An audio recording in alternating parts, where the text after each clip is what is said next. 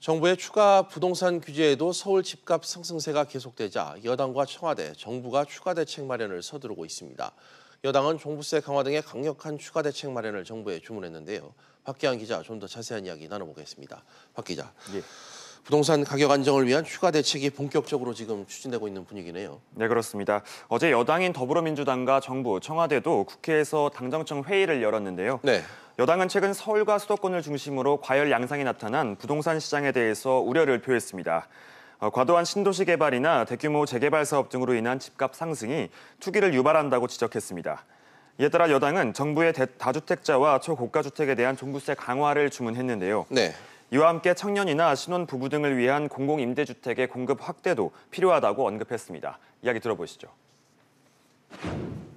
3주택 이상이거나 아니면 초고가주택 이런 경우에 대해서는 종부세를 도입하는 것을 검토를 좀 해야 되지 않을까 하는 그런 생각을 좀 하고 있습니다. 정부에서도 강력하게 좀 검토를 해주시길 바랍니다.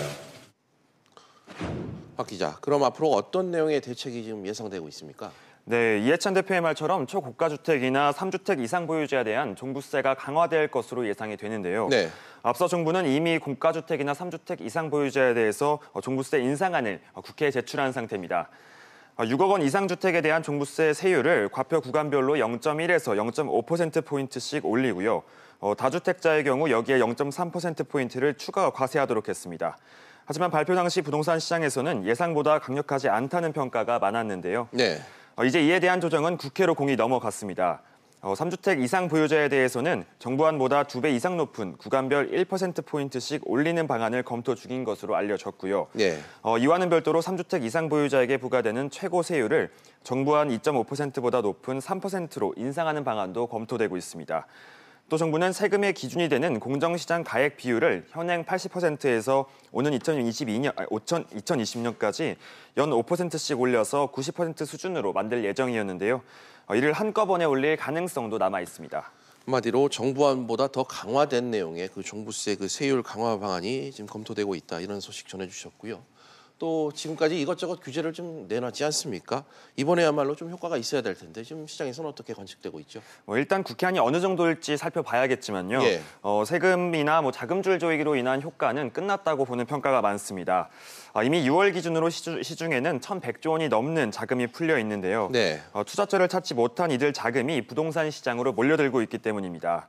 여기에다 양도세 중과 등으로 인해서 매물이 귀해지면서 더 가격이 올랐기 때문인데요.